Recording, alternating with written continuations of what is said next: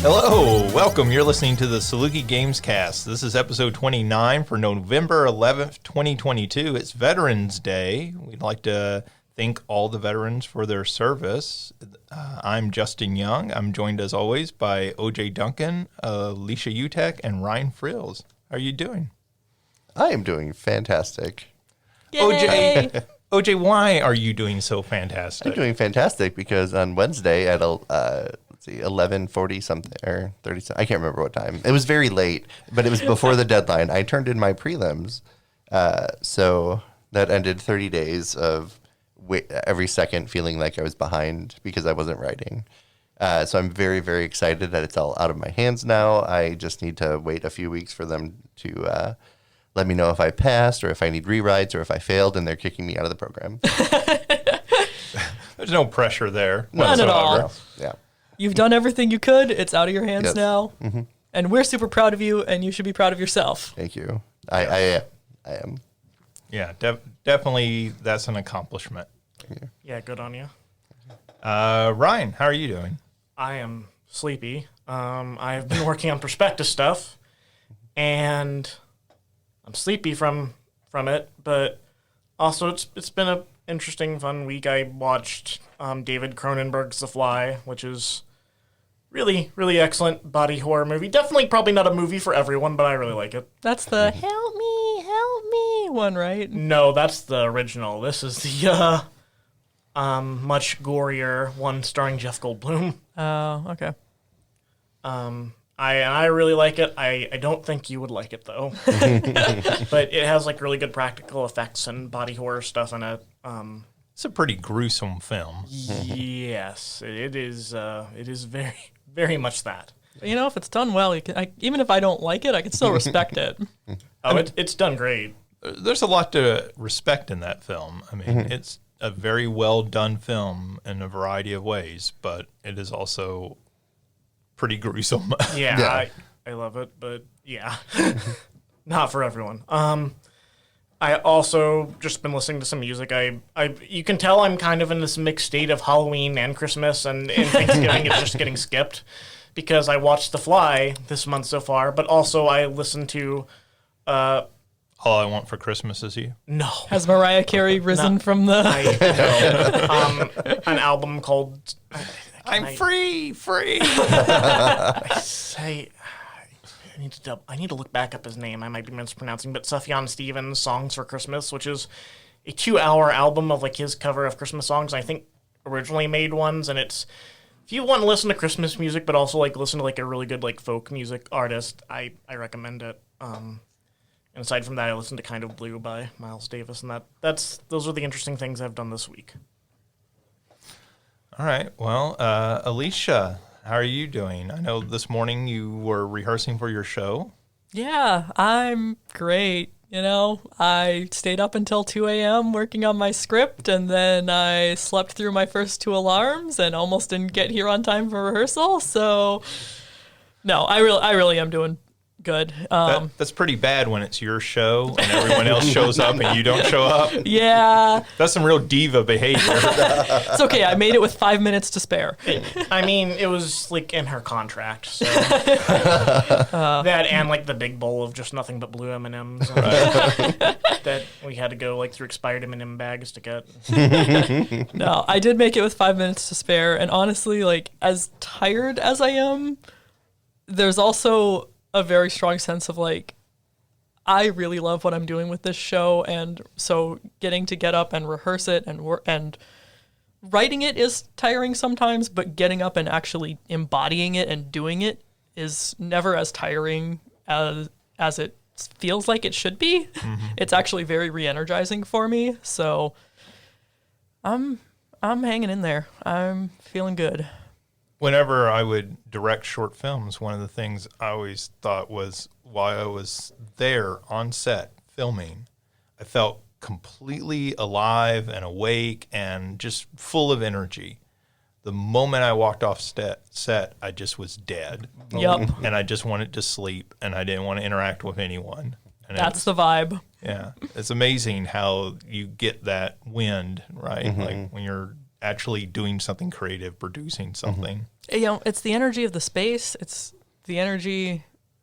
Even I find like when I try to rehearse by myself, I don't even get it as much. But you know, Johnny You Gray feed is off other co-directing. people. Exactly, like Johnny Gray is co-directing, so he's there with me at all these rehearsals. And I know when we get to nights of the show, I'm gonna be just bouncing off the walls. And then you have the audience, and you have them to feed off of. Yeah. Yeah. All right. Well, sounds like it's mostly been a good week. So before Alicia jumps in and asks me how I've been doing, I will just say that it's been a pretty good week. Having the 2 days off this week has made a huge difference. In that I could Yeah. actually like get some sleep when I needed sleep, and I wasn't. Mood. Yeah, I wasn't just constantly overwhelmed with 100 different things. So it's been a pretty good week. And of course, we have one more week and then Thanksgiving break, so that'll make the next week maybe a little easier, just knowing that there's a big break coming. So, See, it makes it easier when you just have Thanksgiving break, but we also have the National Communication Association conference, which that's true. I know OJ and I are going to. Ryan, Justin, are either of you going? I am not. So you all get to just relax a little. We have to still be like, okay, we are traveling to New Orleans and conferencing for a few days. Why? So I have 2 days specifically set up for the conference, and then I'm taking Wednesday, Saturday, and Sunday to explore New Orleans because I've never been. So Yes, you should. it's part vacation for me. There you go. I know when I started going to conferences, they were really exciting. And then after you'd been to a few over the years, you start going, this is actually just stressful to go to these. Like, because I have to get back and I have to teach and I have all these other things, responsibilities. So going to conferences is nice, but like, just as I got further in my career, it became more of, no, this is kind of a burden on top of everything else I'm doing. But see, for me, I'm like, I look at it, and I think part of this is I grew up going to like local comic cons and anime Sure. conventions. And so I look at something like NCA and I'm like, this is literally just an anime convention, except for the cosplay is business professional instead of anime cosplay. I'm going to go out on a limb here and say that no academic conference is as much fun as a comic book convention.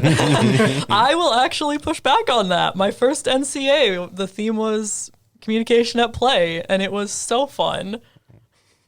Okay, good. I love conferencing. I think it's a lot. I really just get the same vibe as this is just a bunch of nerds.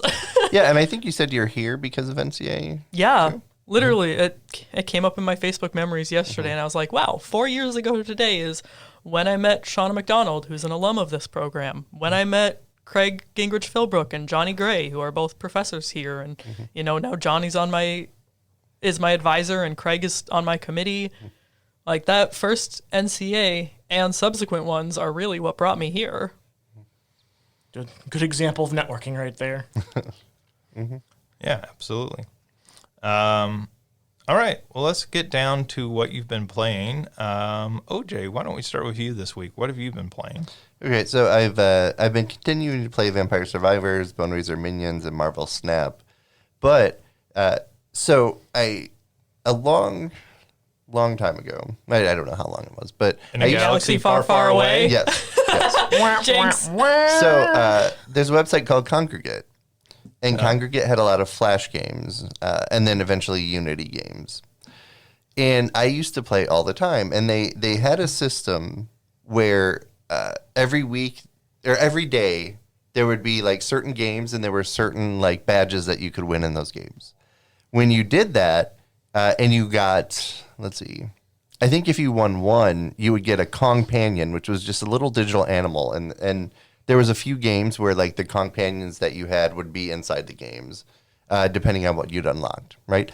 And then if you got 5 of the badges during a week, you would get a shiny one, right? So it would be the same thing, and they weren't even really necessarily as exciting as shiny Pokemon, right? It was just they're like shiny, right? So I got the shiny one for like 3 years in a row, every single week. And then one week when I was, I couldn't do it because my mom was in the hospital, I think. Well, was it my mom? There was something involving a hospital, and I couldn't get the shiny one. But at the end of the year, if you finished all of the quests, then you could get a choice of a companion that you didn't get. And I emailed them and said, hey, I want a shiny one.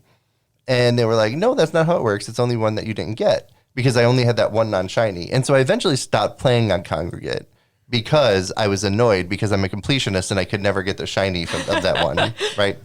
Well, I'm happy to say that Congregate is completely like done now. They were eventually bought by GameStop, and then they stopped.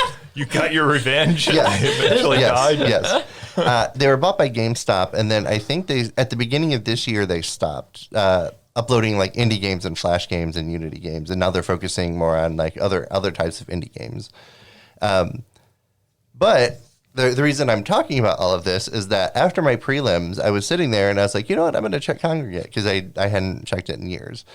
And I noticed that they were down, but there was a game that I played on there, and it was called War of Omens.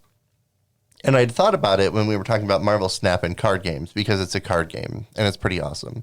Now, War of Omens is still on Steam and Android, and it might be on iOS too. And so it's a really fun card game, and there's different families. Not necessarily families, but different like groups of people. And I can't remember their names right off the top of my head, but like there's a group of people that are kind of in like a medieval England type situation, and they're like royalty. And for them, a lot of the cards that they have, when you play a card, you can draw another card. So for a lot of those cards, the way the game works is that like you get a hand and you get coins, and then there's a bank on the side. And you buy the cards that you want from the bank on the side. So this family, most of the cards that you buy from the bank, when you draw them, you draw another card until like you get a coin, and then you spend that coin to get more stuff in the bank, right? And then there is a group of people that are kind of like magic, I guess that's the best way to say it. But they're really involved with magic. And their big thing is that they have a lot of cards that you put on the table, and then like you can increase their power as they're down on the table, right? And then there's another group that is kind of like what's the word I'm thinking of? Vampires? Like werewolves? No, I wish. It's like the Stevie Draculas? underbelly. No, not Draculas. It would be great if they were Draculas, but they're like the seedy underbelly of a town, right? Black market. Yeah. And so they focus on like assassins and poison and like doing damage over time and stuff like that. And then there's another group that is more like kind of an indigenous tribe, and they focus a lot on like sacrificing animals, and then when you do that you get resources, which then you can use to do other stuff, and then they make their animals attack. So those are the four families, and then within each of those, there are different characters that have different specializations. And there's 4 resources. There's coins, there's skulls, which you can use to attack, there's food, which you can use to like heal stuff, and then there's magic, which you can use as a coin to attack or as food. And so as you play, you have to get the hit points down of your opponent. And you're always playing like someone... There's multiplayer, but there's nobody who's playing it anymore, so you can't really do multiplayer. Oh. But if you do single player, you can really ramp up the difficulty quite a bit. And then as you play through, the characters level up, and you unlock different cards. And then so each family has their specific cards, and then each player also has a card or two that they unlock specifically for themselves. And it's really fun. I played it a lot before, and I had to download a Firefox version that allowed me to play Flash.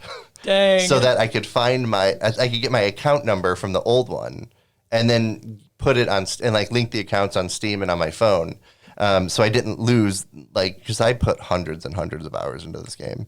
And so I didn't lose it, and I got all my stuff back. And so now I'm playing, and there's daily quests, and some of them unfortunately require multiplayer.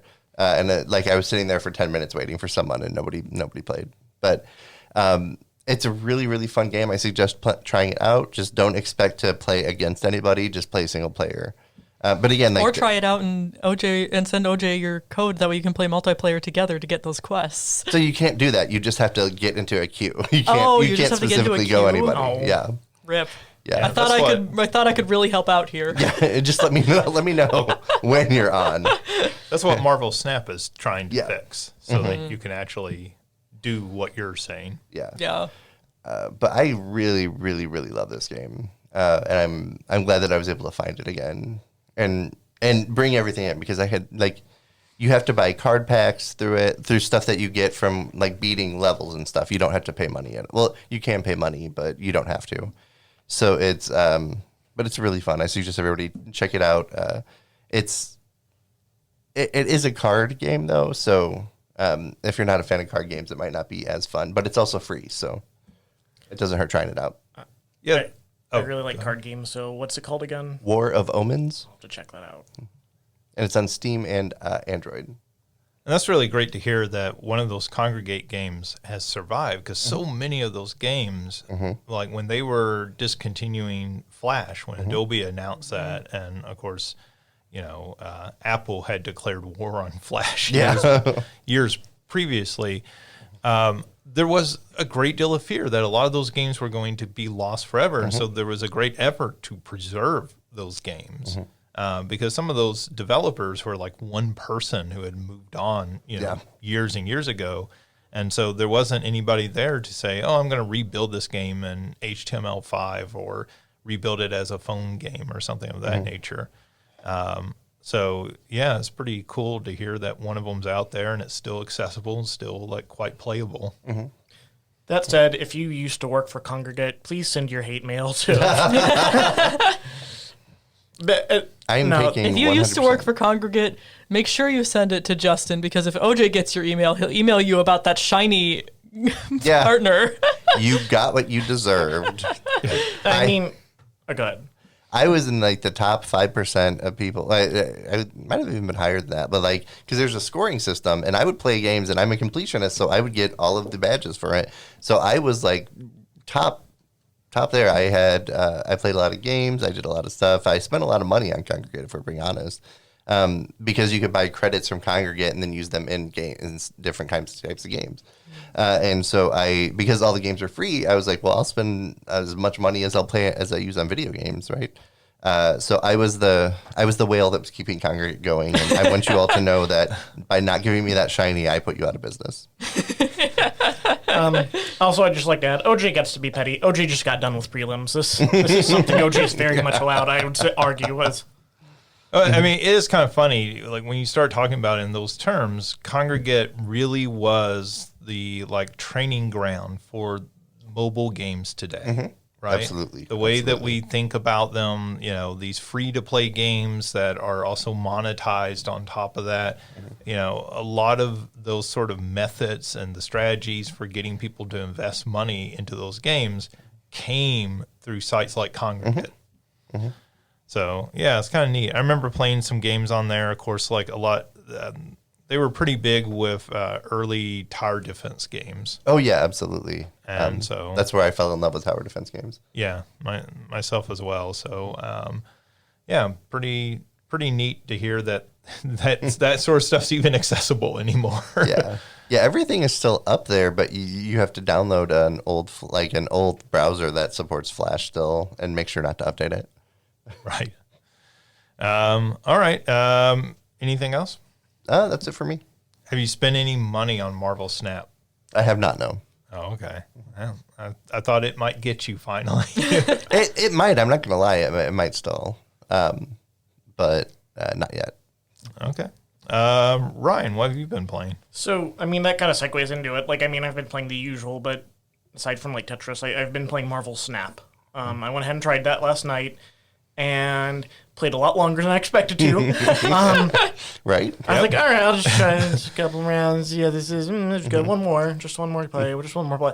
And excellent. It's it's a very addictive game, and it is a very fun digital card game. I really enjoyed this, so I think it's perfect for what it is.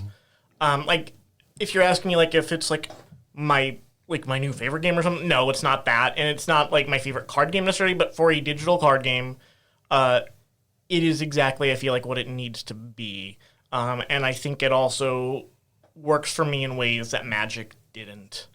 One thing, I like that it's so, and just for a redescription of it, just like how I understand the game, it's like just you have your deck of cards and you're playing against each other, and as you play the game, your energy grows, and allowing you to play either like more cards or more powerful cards, and I like it more than Magic for a couple reasons. One, I like that when you are doing the deck building thing, you get to focus on the fun part, the characters, or your fighters in this case. Whereas in Magic, you have to add like a lot, like you have to think about like how to balance out stuff like mana with your cards, which I can see why that can be fun. But this way, I feel like I'm focusing on the more exciting part of it by being, and also I think it does feel like a case of less is more, because one, I have a better feeling that certain cards are going to come out, or at least I know it's more likely. Two, I think I prefer what that does in terms of me trying to strategize how I'm going to combine and deck build. Where like Magic feels like I'm trying to add so much stuff to a deck, maybe it might start to feel kind of bogged down. This, I think it's a slimmer and faster deck, and I like that. I can still see why people might prefer Magic. But for what these games are doing, I definitely prefer this. Aside from that, I really like the strategizing of like thinking about what cards you're going to get together. So, for example, and not like this isn't like going into like the strategy of the entire deck, but in one deck, I was like, I've had Sentinels for a while, and then I got the Devil Dinosaur card, I think, as well as called. I'm not that familiar with the character, but the Sentinels, like as soon as you put one out, you get another one in your hand, and with the Devil Dinosaur one, like it has power based on how many cards are in your hand. It increases in power. So the Sentinel's a way to help keep my hand of cards like up in numbers. That way I'm helping set myself up for when I put out the Devil Dinosaur. And I like strategizing things like that. I like the game. I think the game does a good job of balancing mechanics and theme too. So something like I think a lot about, and I'm not saying this doesn't go into video games at all, but as a board gamer, you think a lot about in board games and card games is like whether they're focusing on mechanics, their theme in the game, or if they're doing or they're doing both. Like games that are focused on mechanics are more like thinking about like the mechanisms of a game and how smoothly it runs. And those can be thematic too, but sometimes people, when they're designing a game, might just focus on the mechanics. It might have a theme on top of it and not feel like that theme at all, right? Like, so maybe your theme involves something like superheroes, and maybe it's like that's the theme on top of it, but nothing about the gameplay of it makes you think of that. So, for example, a fun game I do like is DC Deck Builders. It's just a light deck building game, but nothing about that really makes me think that much of superheroes when I'm playing it. But some games might focus more on theme, and trying to feel like that you're doing what you're doing. And it's not like the best game at this point, I would think, but like an example of a game that I do still think that a lot of people know about that is still thematic is Clue, because you're going in rooms, you're collecting evidence, you're marking stuff down on your card, you're investigating people. I'd say like it's a dated board game, and not that it's bad. I actually still enjoy it, but I'd say there's a lot better board games out there, but it's just like a quick example of one that's still thematic. And sometimes, though, trying to make something thematic might get in the way or like mess with the mechanisms, because you're trying to do something that makes it feel like you're doing something related to the game, but the mechanisms might not run as smoothly. Or vice versa, if you try to focus too much on mechanisms, the theme kind of gets like messed up. I think this does a good job of both. I think it's definitely maybe slightly more oriented towards mechanisms, because if you're thinking about it purely as theme, it's weird that you'll have a deck of cards and another person has a deck of cards and their team of superheroes is very much similar as yours, unless you go into multiverse stuff. But I'm fine with that, because at that point, if you were trying to get too tied into theme and making sure everybody had different superheroes or villains or something, it'd take forever to get your deck of cards to the games, because it's like, all right, let's sort through who has what. So I think I'm glad that it focuses more on mechanics that way, but it's still certainly thematic in places. Like, I've noticed that, like, as you're unveiling locations, because you're putting characters at locations where they fight at, and those locations have effects. Like, for example, there was, like, a gamma lab, and like at a certain turn, all your characters turn into the Incredible Hulk, and that feels thematic because like they're all getting exposed to gamma radiation and they're all turning to giant monsters. So I think it does a good job of like putting the theme there, thinking about how it can kind of feel like the superheroes, but also focusing on mechanics first, not getting so bogged down in that you like take away like how streamlined or how mechanically like smooth the game works. So just in short though, I've really enjoyed this. Is it necessarily my favorite video game or card game?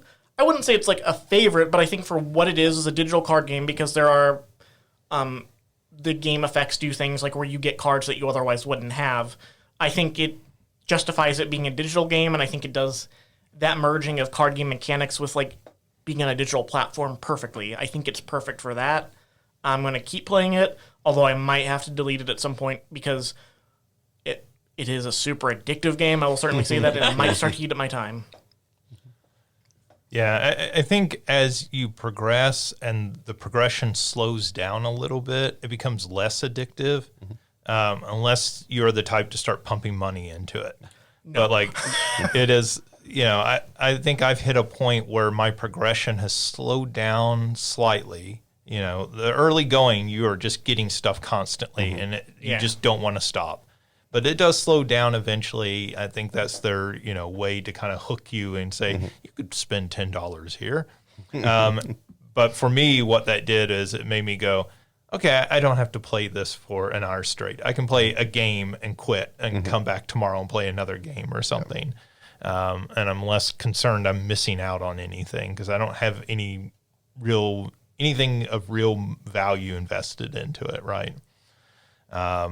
So yeah, but I mean, it's a fantastic game. You have the same reaction that OJ and I had. It is a very addictive game, and it does have like some tight, fun decision making. Like at first, it didn't feel like I was making much, but as I was collecting more cards and like doing more deck building, I was finding situations like, oh, would Iron Man work better for this, or do I actually just want to throw in the Hulk in here or something like that? I'm not saying that's necessarily the one that always came up, just like as an example. Like you do sometimes find yourself thinking about where do I want to put them and what do I think is the better card to use right now? Or do I want to use this couple of cards that are cheap, that aren't as powerful, but maybe combining them and using them both right now is better or something like that. So it's got I think that's the other thing I like. It's light and quick, but there is fun decision making. It doesn't just feel like, I mean, it is like you're going through the same mechanics over and over again, but it doesn't feel too repetitive because of all the different decision making that does happen at different points. Sure. Yeah. Anything else? I mean, Tetris, and I guess I'll say that playing Tetris to jazz music versus folk music, I prefer playing it to jazz music because when I play it to folk music, I do really bad at Tetris for some reason. I still enjoy that music, but I think I get too attached to lyrics. But when I play to just like jazz, it's just orchestral without like singing to it, I do really good. I think I got my second best score at Tetris and some other high scores to it. So if you're playing Tetris to music, I suggest jazz. Tetris is all about the pieces that you don't play. Like that. Put that in your pipe and smoke it, man. All right, Alicia, what have you been playing? It has been a very busy week. I have once again only really played Pokemon Cafe Remix on my phone.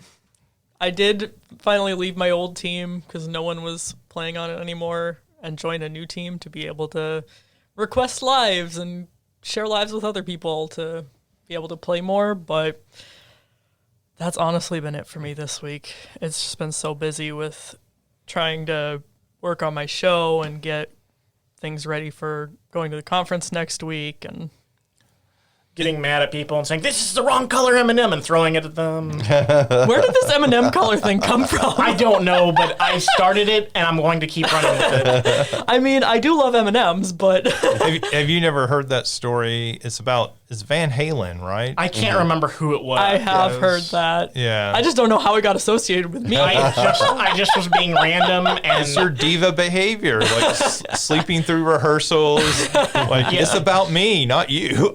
And just my brain associated Justin said the diva thing. My brain associated that with Eminem, the Eminem story. I'm like, well, this is your narrative now, Alicia. Oh man, it's funny because the last time I was doing a performance was my thesis performance, and I literally went every single day into my advisor's office, and she had a thing of M&Ms, and I was constantly like, I think I was the only reason she had to refill those M&Ms in the 2 years I was there. Okay, see, So you're like asking I me said, why, but you're narratively making sense out of it. I'm asking you why blue M&Ms specifically, because I love all M&Ms equally.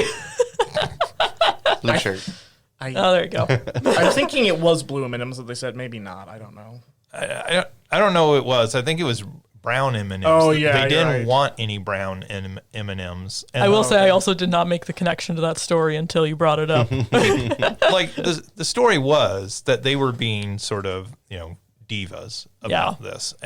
But their version of it was that they had this big light show with fire and pyrotechnics and everything. And so it was about making sure that the venue was following directions and reading all the directions that they had in their rider.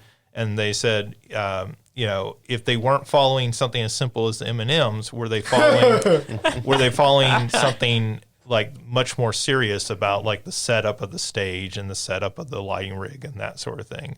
So they said they included it in there just to see were they like actually following directions. Which is kind of funny because it's like the sort of thing that a teacher does, right? Yeah. Like, have you ever had the teacher where they give you the list of things to do, and the last one is don't do any of these things? Yeah. It says read all the directions before you start, and then the last step is don't do any of the things listed here. And students like, used to. Oh, go ahead. I was there, like, do you remember the Tumblr post that was like an exam that someone got in there, and the only thing on there was sit here for 10 minutes pretending to take this exam, then stand up and say, wow, that was easy, and hand it in and walk out. Don't say anything to Rick. And everyone's like, what did Rick do to incur the professor's wrath? Oh, poor Rick. I was even thinking of, like, I know how, like, I had a friend that did this, but, like, some students will be, like, try to test the teacher, like, they'll, like, put somewhere in, like, an essay they're writing, are you actually reading this?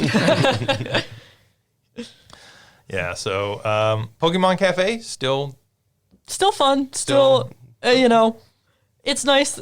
It's nice how I can just come back to it. I realized, because they're like, it's the 2-year anniversary of the remix. And I'm like, I've been playing this game for like 3 years now. Because I played it, I beat everything before the remix too. So it's funny because it's not a game I like think I play that much. Mm-hmm. And I do go long stretches of time where it's like, okay, it's been 3 weeks, and I click back in and go, oh yeah, I last requested lives 24 days ago. right. But it's really nice to be able to just pick it up and catch up on it again and then set it aside for a while. Just very low stress. Yeah, those sorts of games are fantastic. They're sort of like War of Omens if you don't care about getting the shinies. Yeah.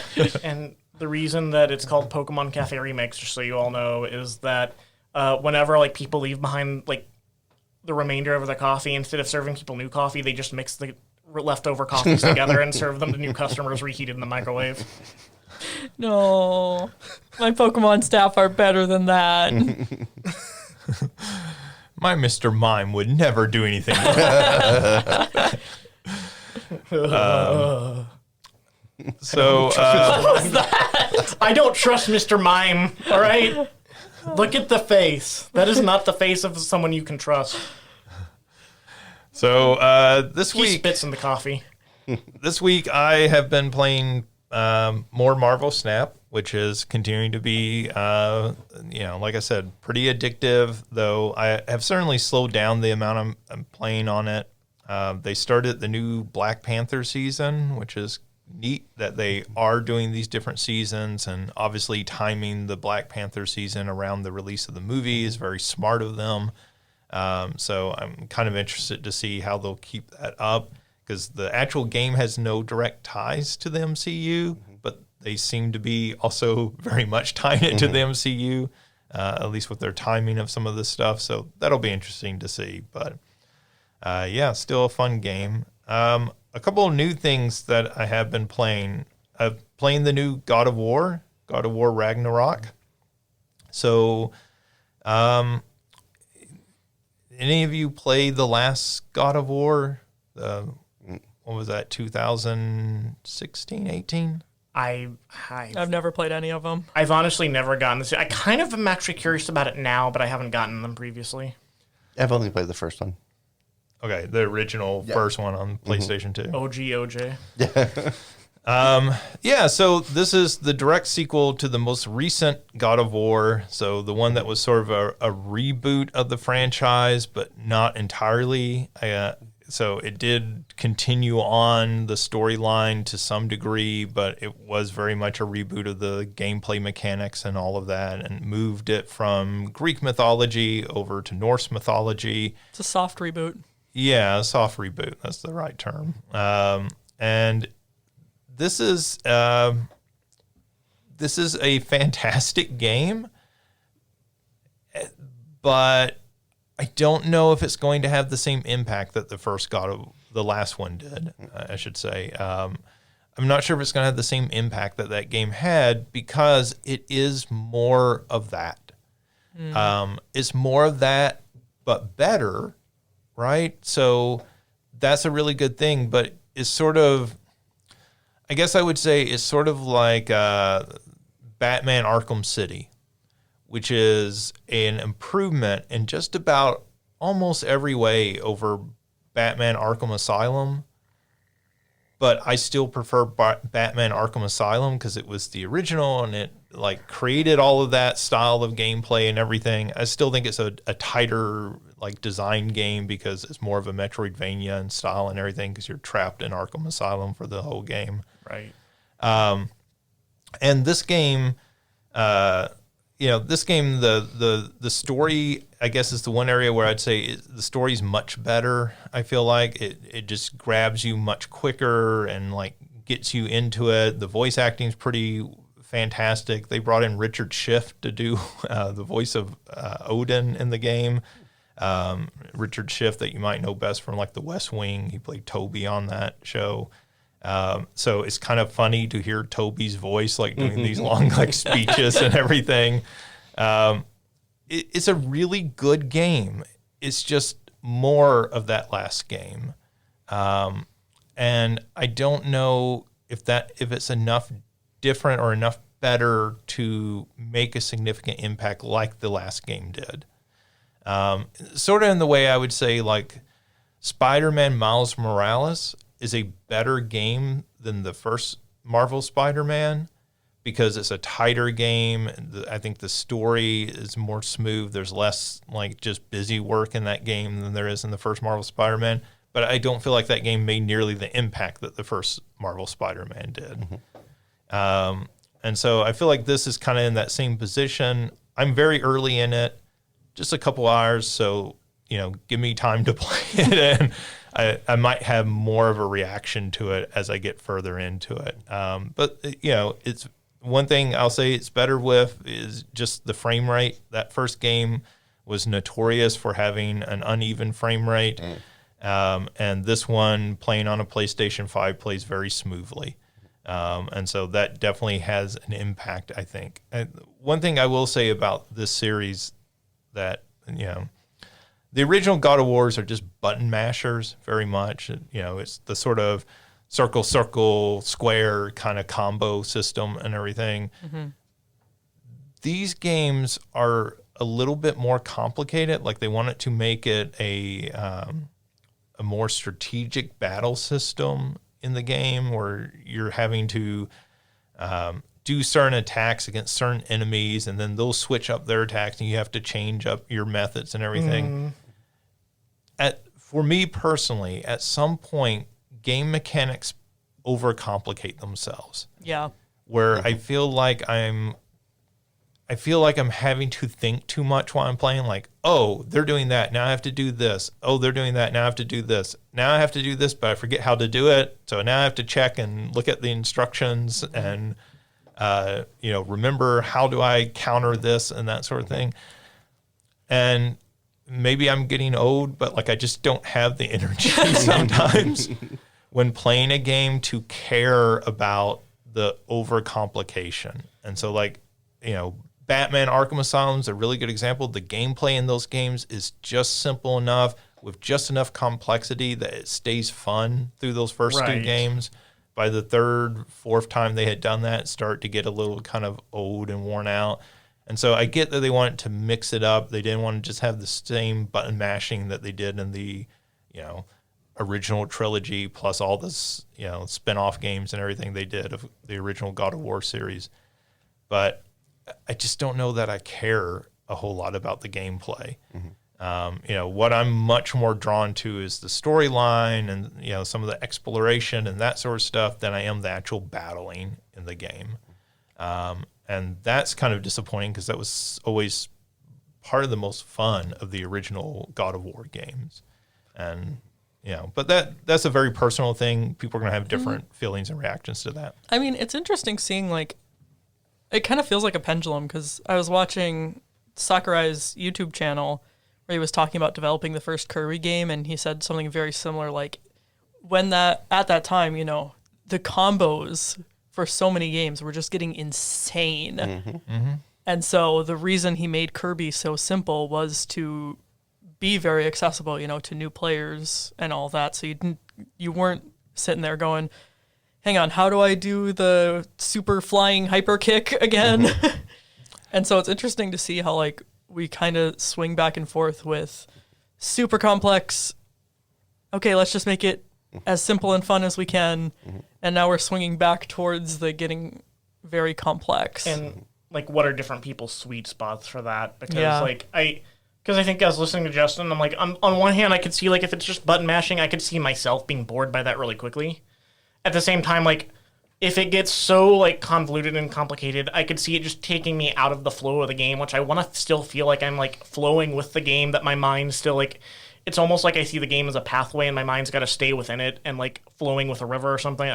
That was a weird analogy, but anyway, point is I want to feel like I'm still involved in it and not and projecting into it and not just outside of it thinking, what am I supposed to do? Right. Because then it's just taking you out of the game at that point. So it's what's everybody's different sweet spot for that? It's part of the reason those Arkham games were so beloved and so copied by everyone is that they got that balance right. Yeah. And I get that eventually got kind of boring because every game copied that, that combat style. But yeah, I mean, it's the Madden football problem. That Madden football eventually got so complicated that it's no longer pick up and play. And if you look back at the 8 and 16-bit football games, and really all sports games, even baseball, basketball, and stuff, they were very pick up and play. Yeah. And so you had everyone playing sports games. Even if you weren't a huge sports fan, you probably played at least one sports game back in that era if you were playing video games. But progressively, ever since that 16-bit era, the sports games have gotten more and more complicated to the point where, occasionally I'll just try out one of the Madden games and I'm like, I don't even know, what am I supposed to press here? And, it's giving me separate control over separate limbs of my player while I'm running. And I'm like, I don't want this. This is too complicated. Just let me point him in a direction while he runs and call it good. Yeah, let me do a hurdle and let me do a stiff arm, and that's it. That's the complexity I need when I have the ball. And I don't begrudge that because I think there is an audience for it, but I'm not that audience. And I think some action games get to that point, where they start to kind of push you away in playing them. And again, I'm a couple hours in. I really don't want to sound negative on this game. I think it's an amazing game so far. And I think if you really like the last God of War, I keep wanting to say the first. the first Norse mythology one. Right. I think you'll really, really like this one a lot because it follows so well in the footsteps of that game. But, and I think it's an improvement in just about every way that I've seen so far. But just a forewarning, if you did not like that game, I'm not sure this game will win you over. The other thing I've been playing just this morning, because it just released last night sometime, probably around midnight, and I did not play it then, but I played it this morning when I got up, is Atari 50. So Atari 50 is Digital Eclipse, who I've been talking about a lot the past few weeks, they put out this new collection of Atari games. It is something like 100 Atari games. Good Lord. Wow. Starting back with the Atari 2600, starting with Pong, actually, and going through, obviously, the Atari 2600, their arcade days, looking at, subsequent systems like the 5200, 7800, even their Atari computer titles, then more modern systems. So the Lynx, their portable color handheld system that they put out, back with the original Game Boy and Game Gear. Then it also has games all the way up to the Jaguar, which was Atari's quote-unquote 64-bit system, which is actually like a 16-bit system in reality. It was all marketing when they talked about the bits of a system for the most part. But anyways, this is just an amazing package. Digital Eclipse keeps upping themselves in a way, and so I'm singing their praise because this is a big deal to me, that the sort of preservation of video games, and I think they're doing it better than anyone else by like a mile. They're so far ahead. And so like this game is not only the games, but like the way you access the games is via a timeline. And so, the games are in order of release and everything. So you can play the games, kind of go through there and say, I want to see what early 80s Atari games were like. And I want to see what they were doing around the turn of the century. But then they've also recorded these interviews. They've gone back and interviewed people, including Nolan Bushnell, who founded Atari originally. And they've gone in and interviewed these people, and those interviews are part of this package. I said they had Jaguar games. This is the first time Jaguar games have ever been re-released as part of a package. And even on a computer, Jaguar games are still sort of iffy with the emulation. And in this, I haven't played a whole lot of that, but like the emulation seems to be like the best that anybody has ever emulated Jaguar games. Wow. So then on top of all of that, they've gone and they've taken some of these original Atari games, some of the more classic titles, and they've made modern, updated versions that are still very much in the style of those original games, but with new graphics, but not like they would look like a new game, but it's sort of like, well, what if we took the Atari and just gave it a little bit more power, and like we took the games and we kind of updated them with modern gameplay mechanics, so that there's, you're playing something like Combat, but there's more modes and more different styles of weapons and everything than we could have done back in, when Combat was originally released. So, it's just everything you could hope for in a package like this, it feels like they've included, and they've gone above and beyond, like the remaking of the games within the package. Like that's just not something you ever see anyone do with one of these packages, which is usually pretty quick and simple of, hey, we're going to take all these games, we're going to put in an emulator, we'll throw in all these games, and that's it. Yeah, it really feels like, from how you're talking about it, it's really clear that it was a labor of love for them rather than just, okay, how do we get all these together? It was really a labor of love to bring them together and put them out here for people. Yeah, and I think if you listen to the people at Digital Eclipse who have talked about this, and I've heard some of them in interviews and everything, the way they talk about this is our passion project, right? Mm-hmm. Like this is us being able to define the founding name in video games. And so it would be sort of like, I think, if you took some of the Disney fanatics online and said, hey, we're going to let you make a Blu-ray collection of Disney's early films, and those people would lose their minds at that opportunity, right? And if you gave them full open cooperation where, you can go interview all these people, and of course, sadly, most of those people are gone now, but the people who made those original Atari games, a lot of them are still around. Mm-hmm. Right. And not for much longer. theoretically. And so making a package like this right now, when you have the ability and you have the access to those people, is really not just great as a player, but it's great for the industry, I feel like, for that preservation. So just a really cool package. Again, I just started playing it this morning, so I haven't had a whole lot of time to dive into all the details of it. So I'll probably have more to talk about it later. But, if you are interested in classic Atari games, this seems like the best package to buy of that. They've put out a few packages in the past, but this one seems heads and shoulders above that. I'm interested in it is partly because I had a lot of friends who played video games, and I didn't know anyone who had a Jaguar. So I'm interested in playing the Jaguar games. My roommate in college had a Jaguar, and with the crazy controller that has a little numerical pad down at the bottom of it, so that you have 20 extra buttons down there, so you can play Aliens versus Predator. And I really want to try. I haven't been curious about Atari games for a long time, but just seeing this, the way it packages them, the way that it's including them as a part of historical documentation, and then it's also upgrading them, because I do going back and playing smaller games when I'm just picking up something and just trying it out, and I don't want to get too deep or heavy into something. And I just it's also just academically, it sounds like an important thing. I could see you using this for classes and stuff.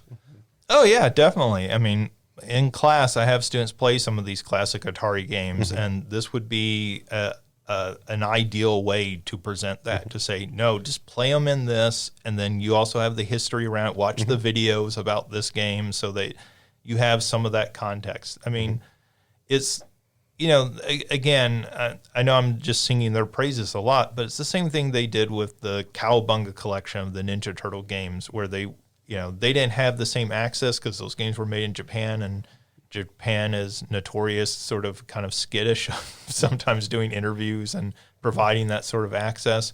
But they did have a lot of the concept art. They did go and look at some of the surrounding material around those games. And, that's the sort of stuff that some of that's available online, but some of it's definitely not. And the new stuff that they're creating here with these interviews and everything, we need as much of that now before we don't have access to these people anymore. Yeah. And, nobody was thinking back in 1980, we should be interviewing all these people making these games, because their stories are going to be really important sometime in the future for the history, when we want to look at the history of these and of the development of the industry and what was going on and why people were jumping ship and going to Activision and founding Activision and that sort of thing. Cool package, worth checking out if you have any interest in that. Let's go ahead and move over to news. We have some things we can kind of jump through pretty quick, but some things I think that are kind of pretty important.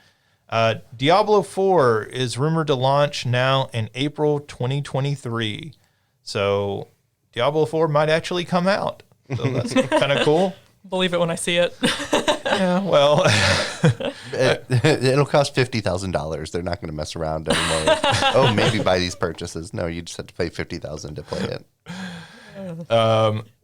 Final Fantasy 16 producer says there's no diversity in the game for realism. Oh, screw this. Because as we all know, Final Fantasy is known for its perfect realism. It's in the title. So let's give some context for his comment. I would say, I feel like just reading this, it sounds like a bad translation. I need to contact. It sounds like an Onion article. So basically, if you've seen the trailers for the new Final Fantasy, that game has a very back to medieval sort of fantasy look to it. In fact, a much more grounded medieval look than, say, Final Fantasy VI. There aren't airships and different things going on. In fact, lots of people have pointed to this game and said that it is obviously very heavily inspired by Game of Thrones. Obviously, not a super realistic show or book series to begin with, but that sort of more grounded fantasy, at least with how that show starts out, and then it gets into the more kind of fantastical elements as it progresses. So people had asked, well, in these trailers, we seem to only be seeing white characters. Like, doesn't seem to be a whole lot of diversity. The producer said, well, that's because we're basing this on medieval Europe. And for that reason, this is like a small part of this entire world. You're not exploring the entire world in this game. You're just exploring a small little continent. And because of that, the people are going to look very similar, and there's not going to be the sort of diversity that people are used to in a lot of games. The reaction has been from a lot of people that seems very much like a cop-out. That seems very much like an excuse, and doesn't seem to actually be realistic, and that if you go back to medieval Europe, it wasn't just white people in medieval Europe. So it's not even historically accurate. It just makes me think of, if anyone ever watched the TV show Psych, the two main characters, Sean and Gus.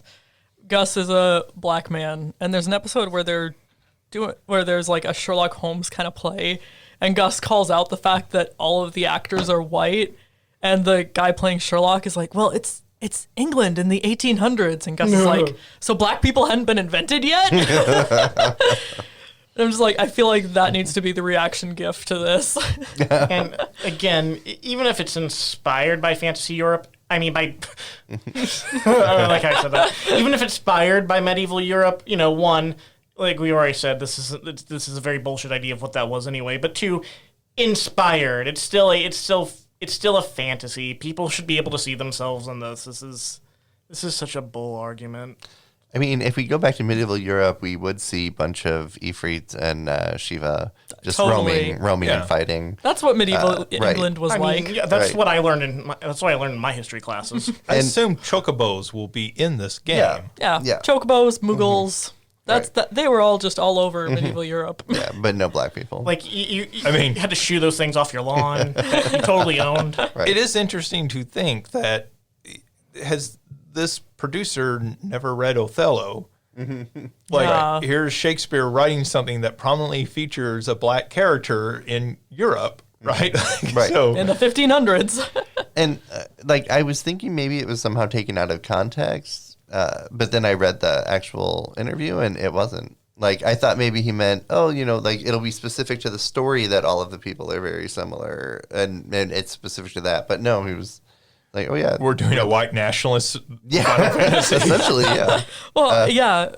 No, same thing. That's why I was like, I saw this and I was like, this sounds like a bad, early 2000s translating what fan translations of. Yeah. That's really disappointing that it's not that. I just still get a kick out of the just how it's labeled here in your document, OJ. Final Fantasy 16. No diversity for realism. Final Fantasy 16 realism. Yeah. Yeah, I mean, I will say Japanese video games have historically been dinged for this, for not featuring diversity or featuring poor depictions of diversity. Not all of them, obviously, but that has been a common criticism. So this seems to fall into line. But Stay tuned. Yeah, I think there have been 3 black characters in Final Fantasy games. I would say we have Barrett, but Barrett, Saz, and Saz's kid. I can't remember. But I mean, Barrett in the original Final Fantasy VII is such a pretty terrible stereotype. oh yeah, he's absolutely the angry black man. Yeah. I mean, it's like they had watched a Mr. T cartoon and were basing Barrett on that. Yeah. And, so they haven't always been the best at that sort of thing. It is interesting. Just a lot of Japanese video games will make the characters Japanese, and then people would be like, they're white. And it's like, no, they're not. But this one, if they're saying, like, it's medieval Europe and it's white people and only white people because realism, that's so cringe. Mm-hmm. That should just be the subtitle of it now. Final Fantasy 16, only white people because realism.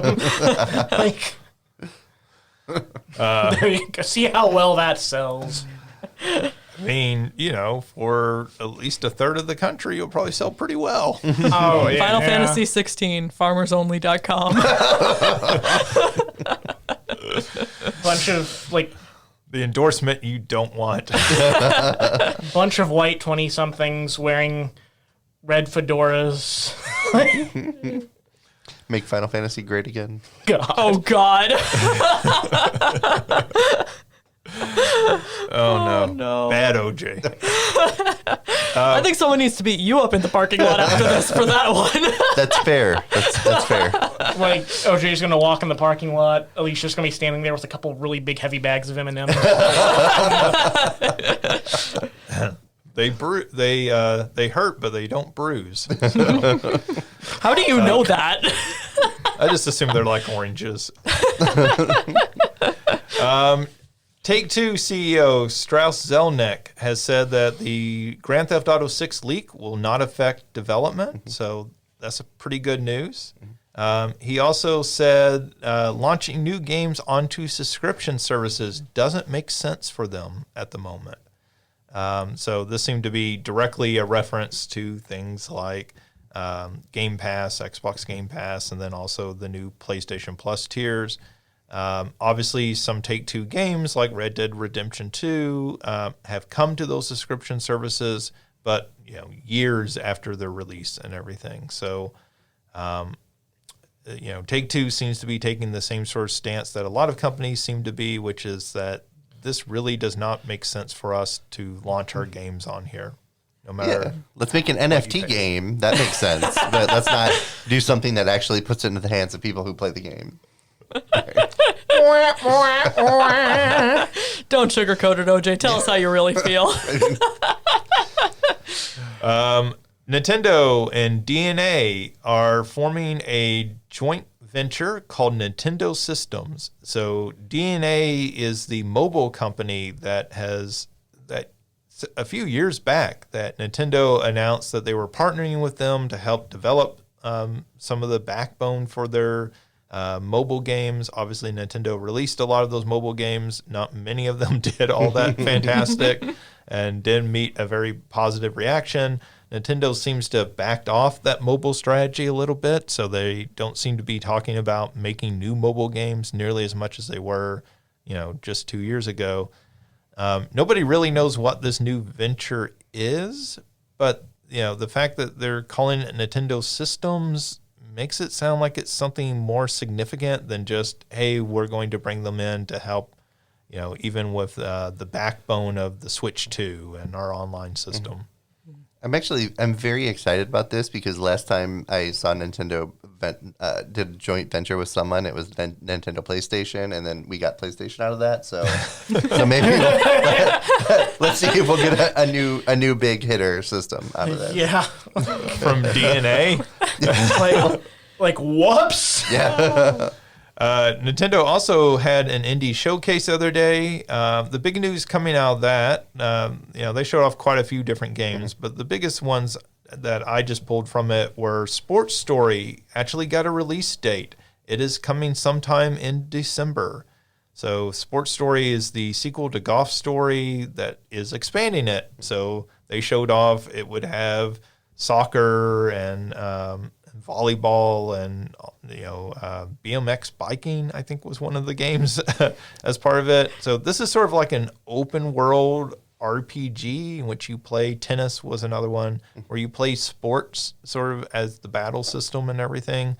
The Golf Story was a lot of fun. So there's been a lot of hype behind this follow-up to it.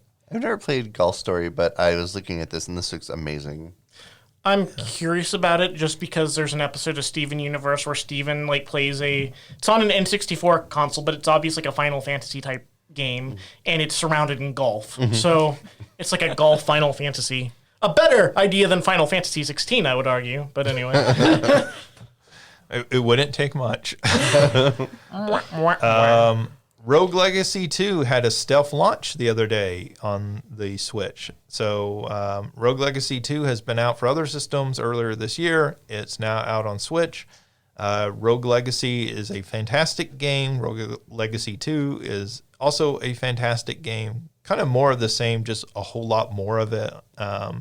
So if you've been holding off and haven't had a chance to play that yet, this is a great time to get into playing Rogue Legacy 2. They showed off a game called Pepper Grinder, which just looks kind of crazy and fun. So you are a female character holding a drill, and you kind of just...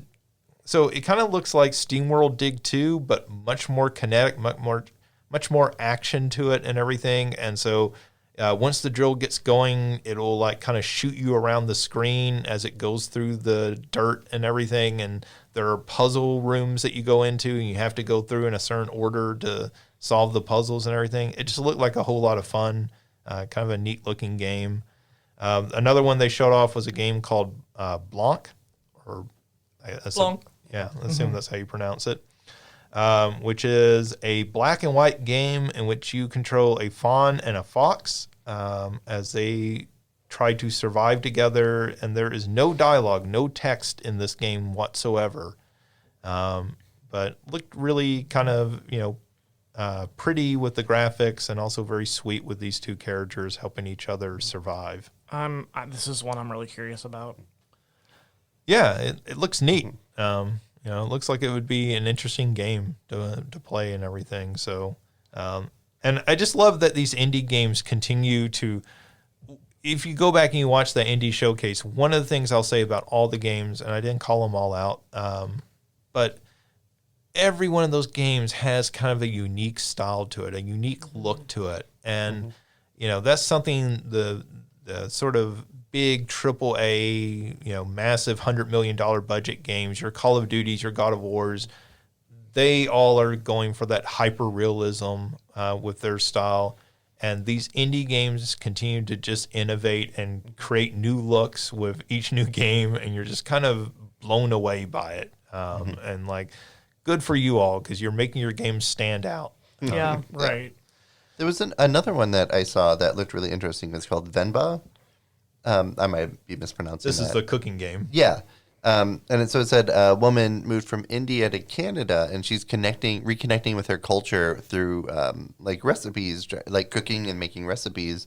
And it's really interesting. A friend of mine from our program before, Christos, did his thesis work, and a show revolved around cooking and making recipes and sharing like family histories through recipes and stuff.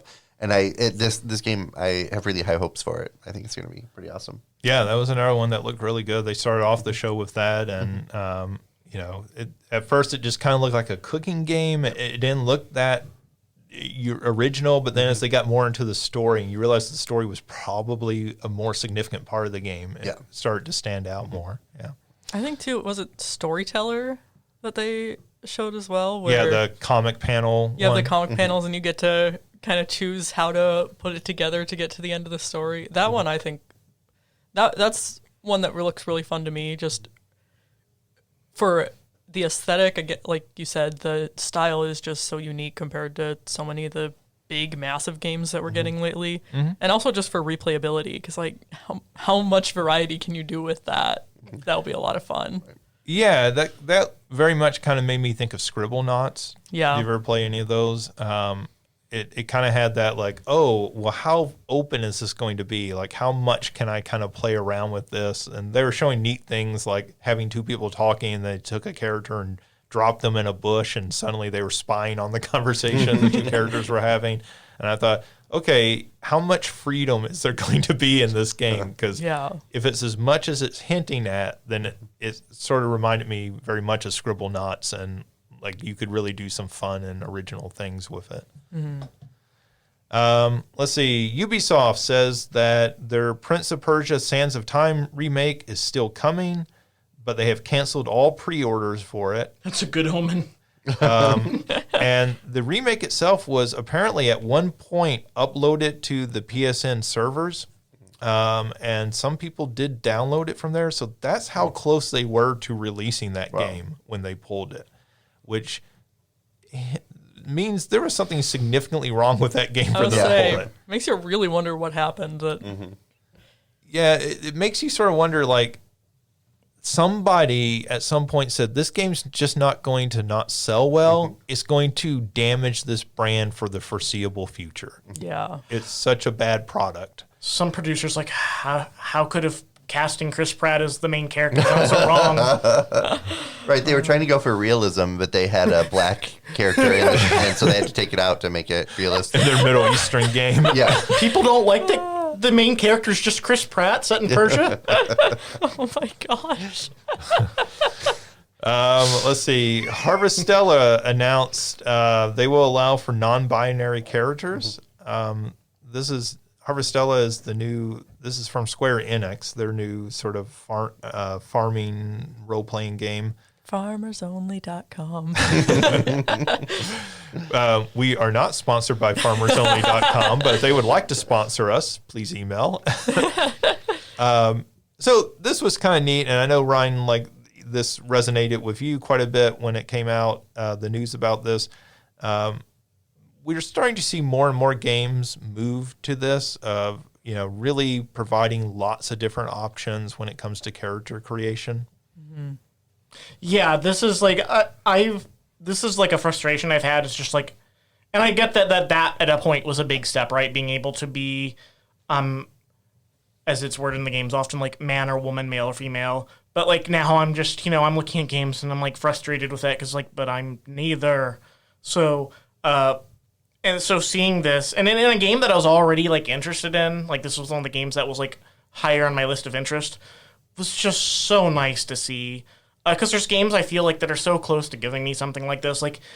I feel like Animal Crossing New Horizons, for example, lets me kind of perform like in a way as a non-binary person because I can like switch between clothes options without being limited by this is what you're supposed to wear or something like that. But I like just that simple like you can use they them pronouns in this. That is such a validating, beautiful thing, and it's upsetting that like it's not been done sooner or more often. And like I even like that the producer of this, I believe I'm pronouncing his name correctly, Daisuke Taka, said that this is a really simple thing to add, but it's gonna be really important for a lot of people. Like I'm paraphrasing, but he didn't say exactly like that. But I'm so happy about this. This is such a big deal because this is such a frustration when I'm going through games, and I am like, okay, here's the male option, here's the female option. And I'm just like, ugh. So thank you so much. This game is now at the top of my priority list for new games to check out. Yeah. And I think his reaction, as you were paraphrasing, that this is not that significant of an issue on our end. It doesn't seem like it should be in a situation where you're already allowing for male or female character creation to just say, okay, well, we can just add in a third option here that just changes the pronoun instead of he or she to they, or, so it doesn't seem like in most games this would be too massive of a hurdle to overcome. So it's nice to see games doing that. Let's see, Nintendo and other companies, Valve, Twitch, and other video game related companies have been parodied with Twitter's new features. So Twitter introduced this new verified feature where you pay $8, and they we've instantly seen pure anarchy with this new feature. So that included the most notable one, a account mimicking Nintendo's main account, which featured a Mario flipping the bird. I saw that. I'm not even on. I've never been on Twitter, but I saw that one. My favorite coverage of this was that CNN did it, and what's his last name? Dory, the Irish reporter that they have, was reporting on this. And they put the image up on screen and they blurred out Mario's hand. And live on television, he starts laughing in response to the fact that they blurred out his hand. And he said, I guess we can't show that because it's so rude. That's great. I guess we can say Mario got back at Wario. Yeah. So, they were announcing fake games for Valve and, all sorts of kind of craziness. There was one I sent out this morning in our chat of Nintendo of Europe, which I won't repeat exactly what it was, but it was Oh, I see 2 people haven't seen it yet. I overslept this morning, remember? So I won't. Oh, my word. Yeah, we won't go into the details of it, but it was mocking Nintendo of Europe, and again was kind of just pure chaos. I will say that after I sent that out, before I came over here to record this week's episode, Twitter actually suspended this feature.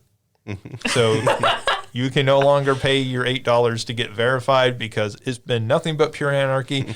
And last week on this show, we were saying this is going to be pure anarchy. And we weren't alone, obviously. Everyone was saying this. The only person who didn't seem to get this was Elon Musk. And now he's had to go back on this. And I wonder how comfortable people would be with Elon Musk sending them out in space now.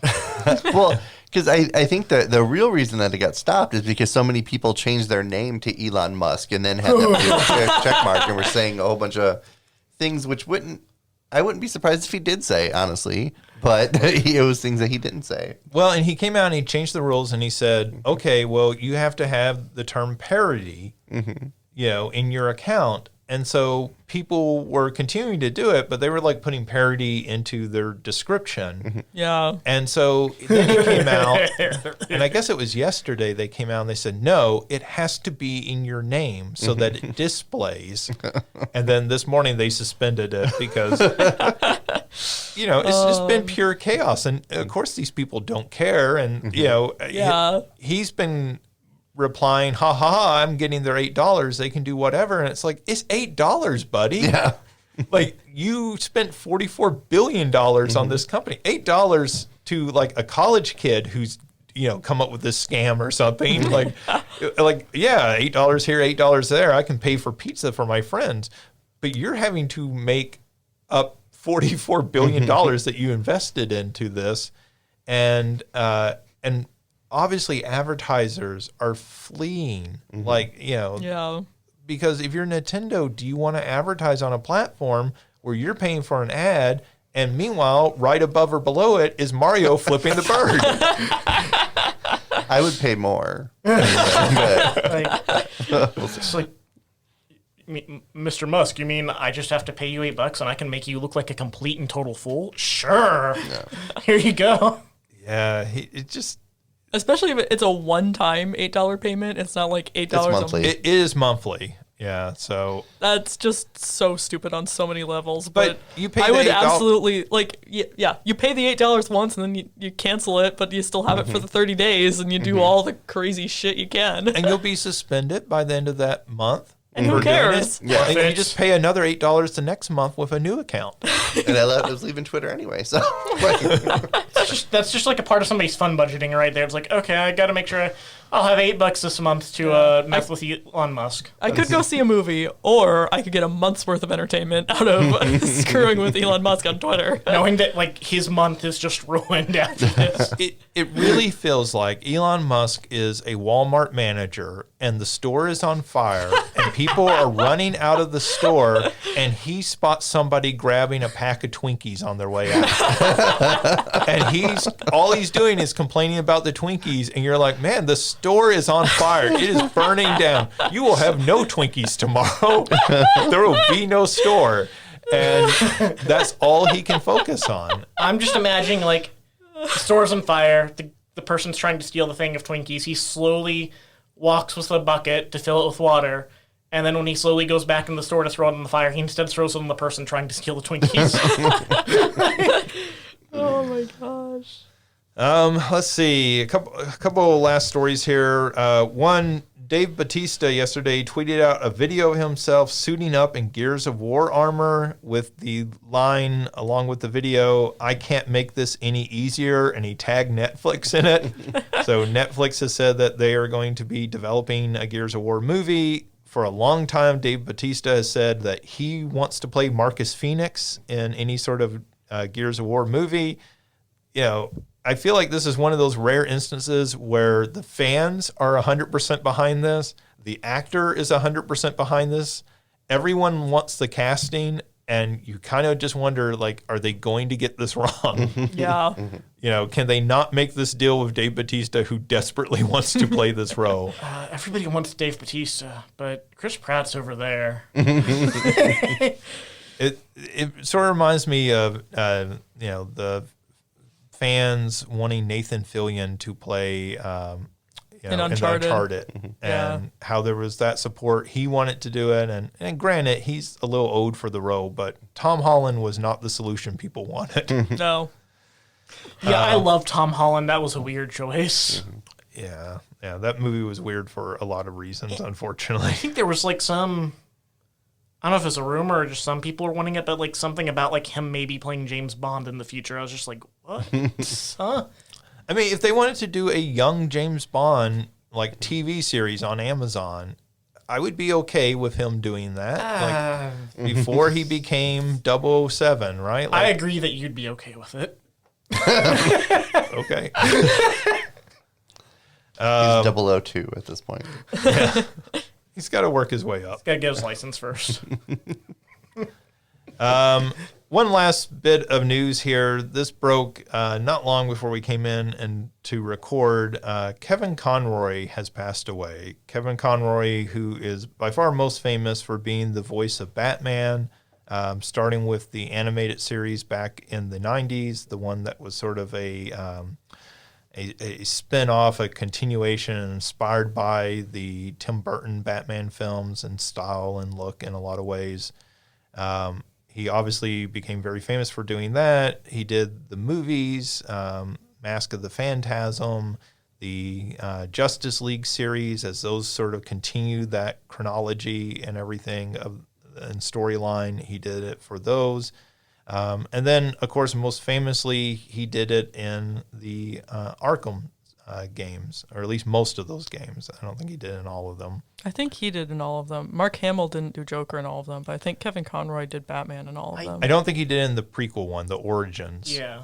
I think Troy Baker or somebody did the voice. Troy Baker did Joker. Yeah. Okay, It wasn't. well. It wasn't. It was still Kevin Conroy. Was it? I thought they I'm brought in a younger actor for it, but you may be right. 85% certain. But anyways, certainly has over the last 3 decades been inseparable from Batman. He did it in the new multiverses, so I guess that's his most recent performance as Batman. Has been really kind of inseparable, both in animation and obviously games as well. There were, some Batman the Animated Series video games that got made that I think he also did some voice work in those. Batman Beyond as well. The entire DC animated universe, so Right. many of the animated films, even the CW DC multiverse brought him in as old Bruce Wayne. Yeah. He was 66 years old. Obviously, I owe a lot of my fandom for Batman to him. Obviously him and Michael Keaton, as I was growing up, they were, I guess honestly, I grew up watching the 60s Batman with Adam West because that was on reruns when I was a little kid. But then, Michael Keaton and Kevin Conroy defined Batman for a new generation outside of the comics, and I think is very much tied to a lot of the fandom. And, there's a reason Batman is the biggest comic book character, arguably today still. And a lot of that has to do with his portrayal of that character. Alicia, I know that you had an opportunity to meet Kevin. Yeah, he was absolutely wonderful. I met him at a WizCon was the convention, which it's kind of known in the Minneapolis area. It's kind of known for coming in and trying to kind of push out the local con, which also does collections for food areas, and so it's not super popular in the comic book community, but it is the one that came in to Minneapolis and started bringing the big name celebrities and all of that. And so Kevin Conroy was there one year, and my sister and I stood in line for his autograph, and he was a couple minutes late. But when he got there, he just jumped up on his chair and did, the I am vengeance, I am the night, I am Batman. And of course, we're all screaming. And he just plops back down with this big little kid grin on his face. And he's like, just to warm you all up. And he was absolutely the sweetest. WizCon, like I said, is kind of more about making money. And so normally the staff volunteers at autograph signings are very hardcore on, like, you don't take pictures of the person and with the person with your phone, because you have to go pay $80 to go get their picture in the photo booth session. Not him. He was, me and my sister, they're the only two in line. My dad had a booth and my mom was wandering around and kind of hanging out outside of the line. And the volunteer there was like, yeah, absolutely. Like, if before we even stepped up to him, they were like, give us your phones, we'll take your picture with him. And my mom was kind of trying to get pictures, and he was like, no, are you trying? Come on, come get better pictures on the camera. But yeah, being a lifelong superhero fan, and especially the Bat family being probably the most important superheroes to me, and growing up with, even beyond Batman the Animated Series, I really grew up with the Justice League cartoon and Justice League Unlimited. That was we got to stay up till 10 p.m. on Saturday because that was when it aired on Cartoon Network. And yeah, I'm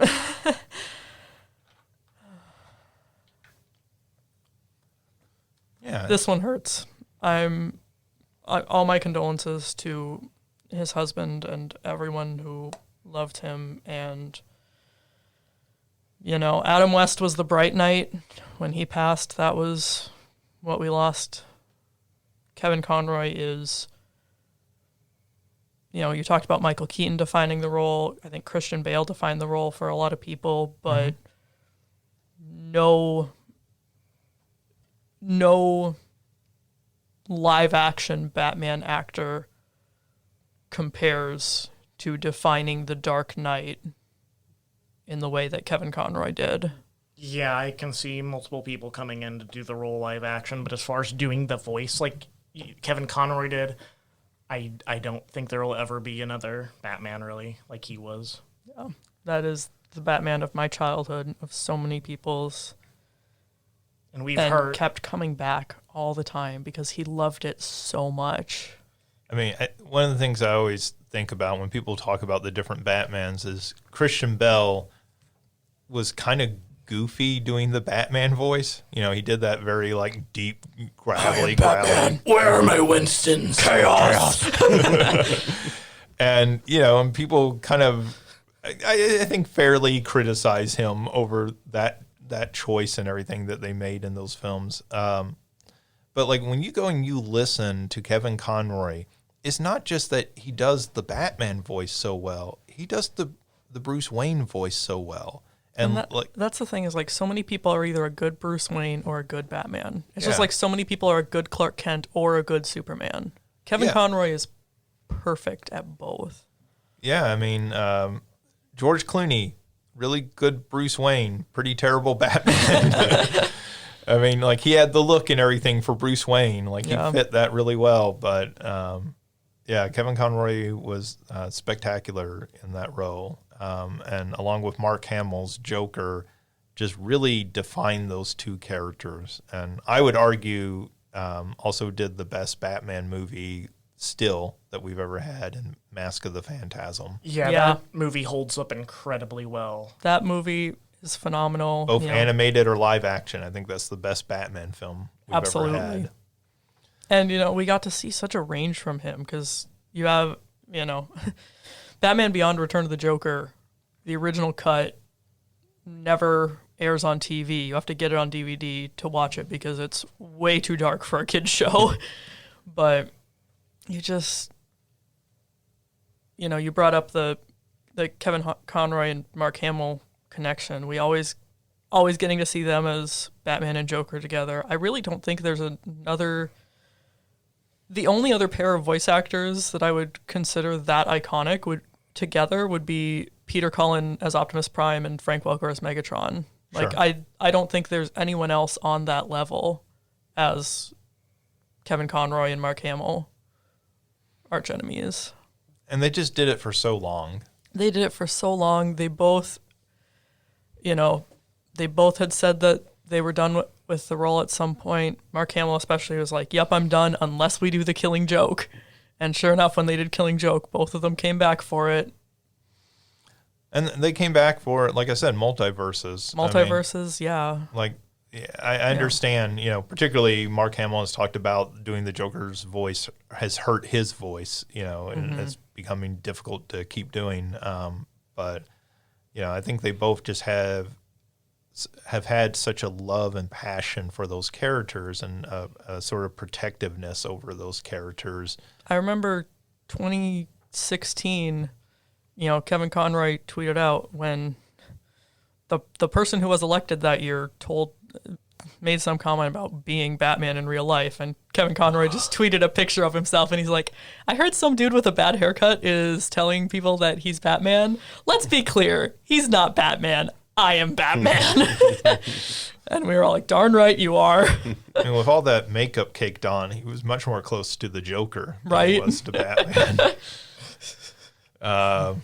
Yeah, so a sad day for fans of animation, fans of comics, fans of video games. We lost one of the great actors across those industries. And Kevin Conroy, obviously anytime we lose somebody, they'll be missed. But I feel like Kevin Conroy, the level that he'll be missed will have reverberations for quite a while. He'll be impossible to replace. Somebody else will take up the cape and cowl, but they'll never be quite that level.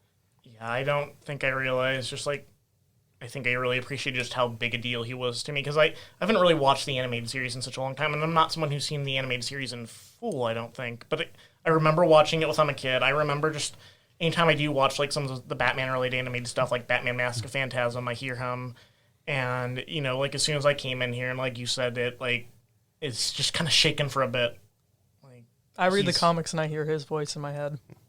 He is the voice of Batman and Bruce Wayne. And he's proof that voice acting is its own art. You can't just throw in a celebrity that's famous because they've been in, because they're an actor in movies and expect them to be able to do that same job just as well. It's its own art form. No disrespect to film actors and in IRL and real life actors, but it's its own art form, and you have to have your own skills to do that. And Bruce Wayne and Batman, the way he did them was just such proof of that. Kevin Conroy, you will very much be missed. I'm gonna start crying soon, so we should probably move. I'm sorry. Yeah, let's kind of wrap up the show. Our big question for the week is, what's a good family game to play together at the holidays? So obviously after next week we'll be headed into Thanksgiving, and then obviously Christmas not long after that. So when families get together, oftentimes one of the things they can do to distract themselves and not discuss politics and not fight is to play video games, hopefully. So are there any games that you all like to play, particularly around the holidays with family? And Ryan, why don't we start with you? So me and my family play board games more often nowadays, as far as a group goes, but the video game we used to play a lot together as a family was Mario Kart. Mario Kart on the Wii, because there's a period, when the Wii came out, we would very often get together, me, my older brother and older sister and younger sister would very often get together and do that 4-player. And that was and that's still a game that, I haven't played that in years, but it's very dear in my heart. It is my favorite multiplayer game of all time. And while if I play Mario Kart, when I want to play a new version of it, just that because of Mario Kart Wii, Mario Kart is one of my favorite games of all time. And I guess just to say like what we actually do play now a lot. A game is, and you can get an app version of this or a video game version of that, like I think on Steam or Switch.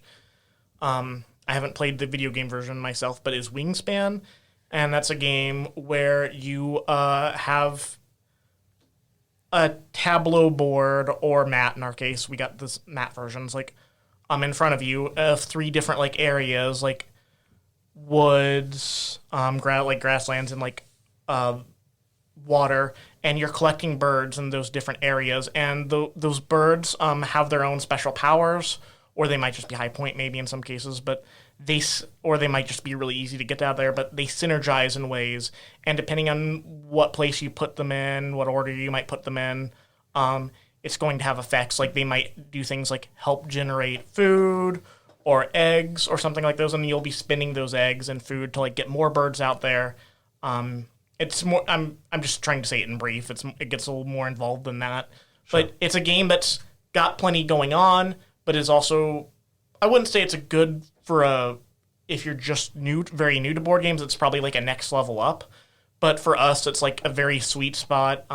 We're all involved enough with board games that it's one we can play, but it's also not one that's overly hard. But it is one that's like where everybody's constantly doing things. Also, it's simultaneous play.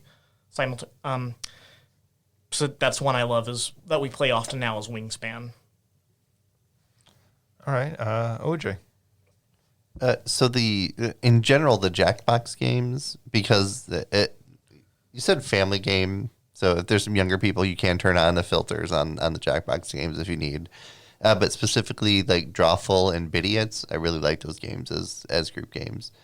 Unless somebody is really, really, really good at drawing, which it's always hard to draw on your phone anyway, right? But I really, really like those games to play as family games. They're really fun.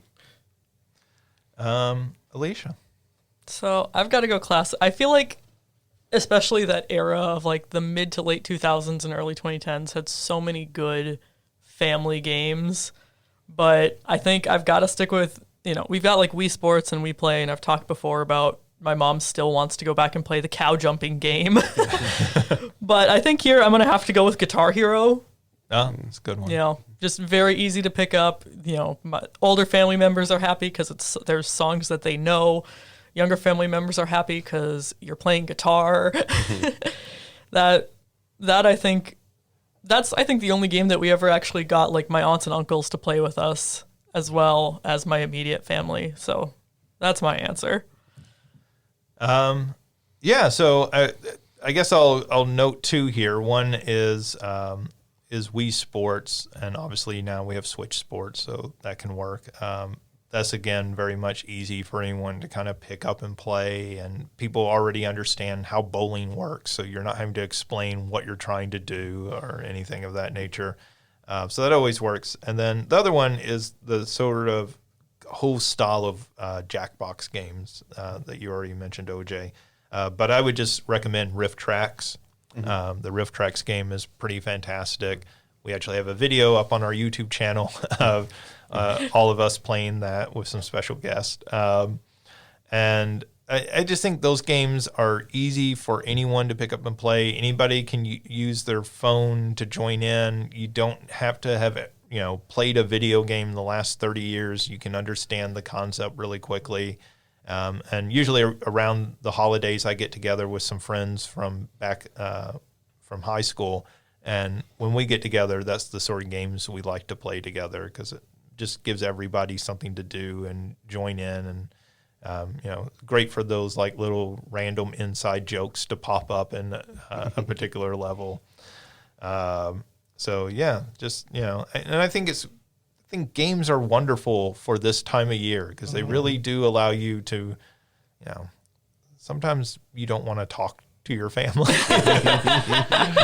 because things might come up, certain topics might come up. And with these games, often you can avoid those topics. And, sometimes even laying down the ground rule of no politics in this, helps for people. Well, and, even when we did Playing for Pets and we were playing Jackbox and everybody kept throwing in update controller things every time my name came up.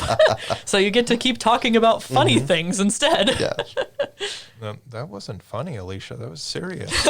You have a problem. That was an intervention. That's the real purpose of this episode. So, Alicia, we turn around and say, how are you doing? I think you should be happy to know I haven't updated any controllers since March. But you can't when you have that bag full of blue M&Ms in your hand. You need to let it go. Thank you for everyone tuning in. That does it for this week's episode. I want to thank OJ, Alicia, and Ryan as always. If you have comments, questions, you can email me at justin.young@siu.edu. You can find all of our back episodes at salukigames.com. We'll be back next week with another episode, and we hope you'll be back too.